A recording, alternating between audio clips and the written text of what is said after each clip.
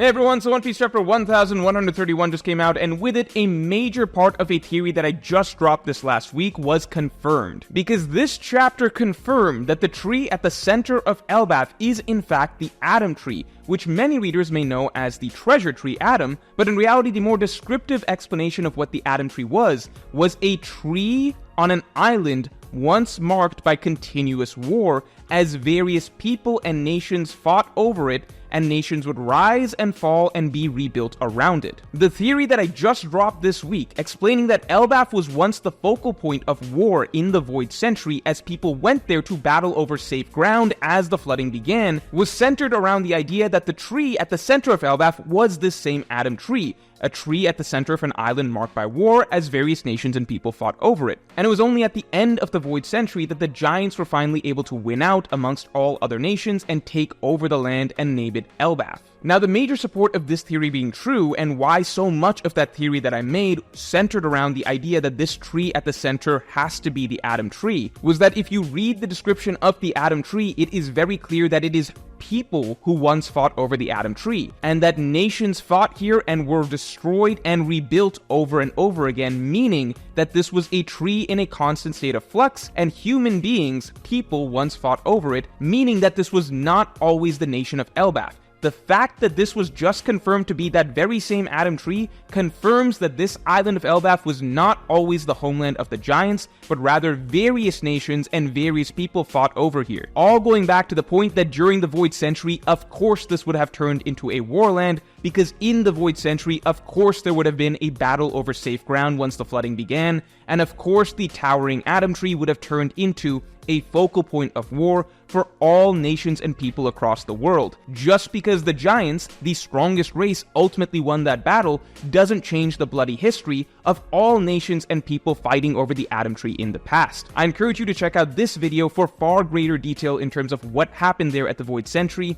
because it gives strong hints as to what the future of Elbaf is once the flooding begins again and the final war kicks off in the current story. There is a reason that we are here at Elbaf, an island themed around war, at the start of the final war, because this is where Ragnarok will begin. Again, go watch that theory right now. Everything will be broken down in clear detail, and the centerpiece of it is what was confirmed in this very chapter, that this was the Adam Tree. But first, if you're excited for Elbaf, you can get the first Elbaf travel poster ever made for your walls today. This beautiful work of art comes in both day and night versions, and is made with archival ink printed on matte paper, hand cut by the artist himself. And that's not all. This month we are also releasing the Skypiea and Zou travel posters, so that you can continue building your collection of all the islands of One Piece. You can even get all three of these beautiful posters together along with the exclusive Chandra poster for a major discount bundle, which is 50% off all 4 posters. You can also still get the deluxe package if you want to appear on my streams, and in that case you'll get all 5 posters as well. So start building your collection today with Elbaf, Skypiea, Zou, and Chandra. Just hit the link in the description below. Before we get any further, I also want to shout out the winners for last week's chapter predictions. Goomba Boomba correctly predicted that Luffy would tame a giant wolf this chapter, so congrats. And if you would like to compete to try and predict the next chapter, just tune in to next Break Week's chapters prediction contest and get your prediction in. So with that, of course I was happy to read this chapter because it strongly supported what I posited this very week. But aside from that, a major aspect of what I loved about this chapter was my favorite Luffy and new character interaction that we've had in God knows how long. Loki is quickly shaping up to be one of the most unique characters in the entire story, and right off the bat, he has established one of the most unique character dynamics that we've ever seen with Luffy, period. This is the first character we've ever had who is in a sense matching Luffy in terms of Luffiness, but just with his own sort of slightly more evil and malicious slant. The sharp parallels of natural desire for freedom, the befriending and taming of vicious animals, and most notably, Loki stealing Luffy's gimmick of misnaming other characters, but this time doing it to Luffy himself. That was one of my favorite little interactions that I've ever seen in One Piece. Just seeing Luffy being on the receiving end of someone else just casually misnaming him without a care in the world. And most interestingly, we have Loki believing that he is now the sun god, or set to play the role of the sun god, just as Luffy is the actual sun god. And in that sense, you look at Loki and what are the defining characteristics about him? We see that he is a smiling warrior centered around liberation, much like the description of Nika. It's just that Loki seems to have a far more sinister slant to it. So Loki is set to be a very important foil to Luffy throughout this arc, and whatever role he ends up playing throughout the arc, I think is set to be one of the most unpredictable and interesting ones that we've ever seen, very fitting for somebody who seems Luffy-esque in certain ways. Now, obviously, while these Luffy-esque traits make Loki quite likable in some ways, at the same time, he has this far more malicious side to him. He promises Luffy that, if you let me free, I will go out and crush whoever I want for you. And what's extremely interesting about this that I think most readers have not picked up on is that we've already been talking about the significant parallels between Loki's introduction and Zoro's introduction. It's continuing in this chapter as well, because what Loki promises Luffy is that if you free me, I'll go out and crush a pirate crew that you want, which is the exact same promise Zoro gave when Luffy found him tied up and bound to a cross. Zoro promised Luffy, if you free me, I'll go out and I'll hunt some pirates for you. Just as Oda is paralleling Loki to Luffy in many ways, Oda is making some very sharp and unique parallels to Zoro as well. What the purpose of those parallels are and where that's set to go, who knows, but at this point I can't deny that there is some degree of possibility to Zoro versus Loki at some point down the line, because the parallels are just very, very on the nose. I would also add that based on talking to people on stream,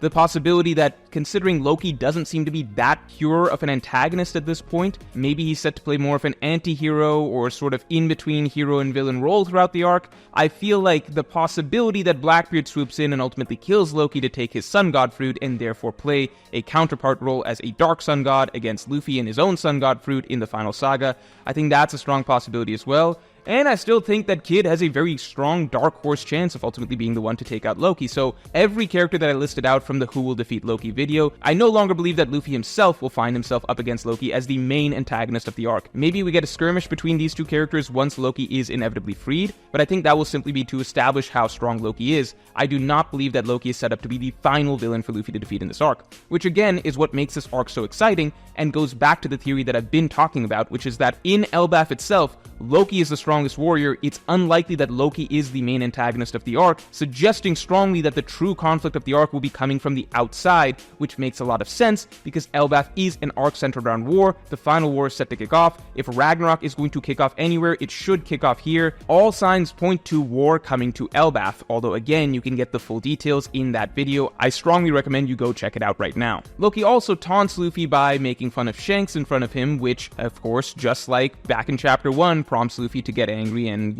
fly into a rage and threaten to fight him and everything like that. And interestingly, the simple fact that Oda is establishing some sort of contrast or dynamic between Loki and Shanks that is soon to be developed further, and that Oda is teasing Shanks' involvement or the secrets of what Shanks was doing in Elbaf in this arc, also strongly reinforces that Shanks is very important to this arc, and that just makes a lot of sense considering everything about Shanks has hinted from a long time back that Elbaf is going to be his storyline. Even if he has departed from the island at the moment, that does not mean that the narrative isn't going to bring him back for the meat of the arc. It's just that having Shanks around from the very beginning would be fairly distracting and make us not really that interested in what's going on in the Giant's Village, when we'd be more interested in seeing Luffy and Shanks' reunion, Usopp and Yasop's reunion, etc. It's simply too early for Shanks to arrive, but all signs point to Shanks being a major pivotal focus of this arc. In fact, the themes of Elbaf that are currently developing and the entire messaging and thematic purpose of Shanks in the story in general are intrinsically tied together, which is something that I'll be breaking down in great detail in next week's video, so watch out for that. But after taunting Luffy regarding Shanks, Loki does make Luffy an interesting proposition, which is that he will tell Luffy about what's going on with Shanks if Luffy goes and gets a key that will free him.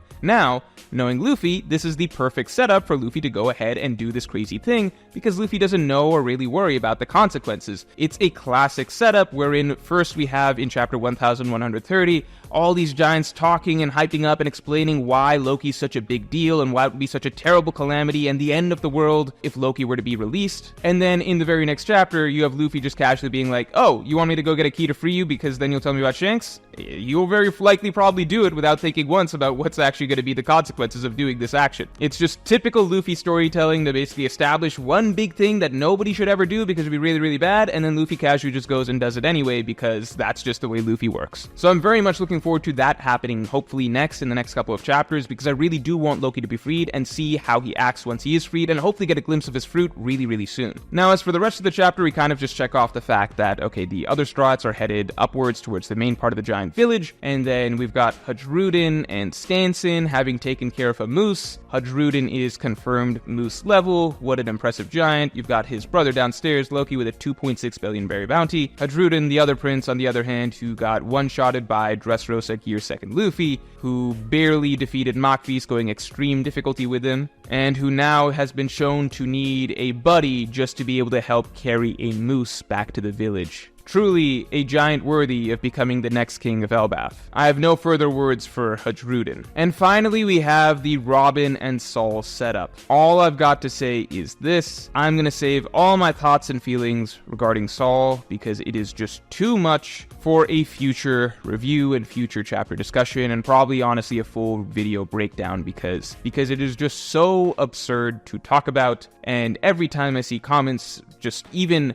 opening up the hint of the discussion that it might not be the worst thing in the world, or it's actually not that bad because it's blah blah blah blah blah, it makes my blood boil, and I'm just like, this is just the most insane cope I've ever seen from One Piece readers ever in the history of the 1100 chapters that this story's been going on. So the Saul situation will be talked about later. The one good saving grace silver lining from the whole thing is that Robin got back her iconic haircut, because whatever Oda came up with her for post-time skip was just so clearly worse that I think he just took any opportunity he could to turn it back to the previous Bang style haircut. I've seen some people say that, well, bringing back Saul was a good story setup for Oda to bring back the old Robin haircut, but I don't think that was always the intent, simply because after seeing this, I actually went back and checked out the sketches that Oda was thinking about for post-time skip Straw Hat designs, and I looked at Robin's sketches, and most of them kept roughly the same haircut with the hair covering her forehead. It's just that Oda ultimately accidentally went with one of the worst possible hairstyles with her hair pulled back, and then at some point or another realized that this was terrible and nobody liked this, and is now taking the opportunity to find a good story reason to basically say, well, here's why she's going back. So I'm happy with that. I think that's cool. If Oda could find some reason to turn Frankie back into a normal human, that would be really good too. If he could take Chopper away from chibi form to look back like a fucking normal